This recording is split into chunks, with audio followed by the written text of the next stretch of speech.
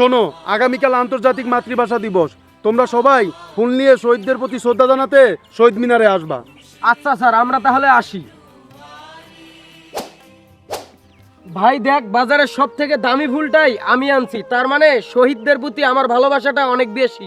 শোন, শহীদদের প্রতি আমার ভালোবাসা কম না, তাই তো টাকার দিকে না তাকিয়ে আমার পছন্দের ফুলটাই আনছি।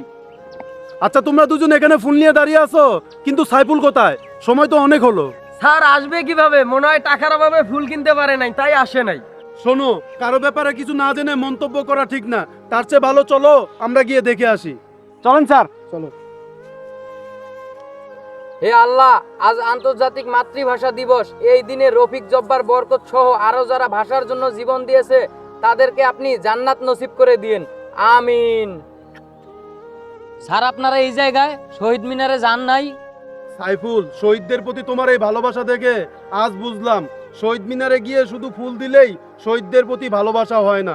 মুসলমান হিসাবে আমাদের উচিত সবাই তাদের জন্য দোয়া করা। তাহলে স্যার আজ থেকে আমরা শুধু শহীদ মিনারে ফুল দিয়ে শ্রদ্ধা নয়, তাদের জন্য দোয়াও করব। চলো তাহলে আগে শ্রদ্ধা জানিয়ে আসি।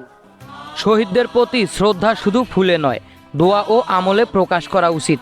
এটাই সত্যিকারের কৃতজ্ঞতার প্রমাণ।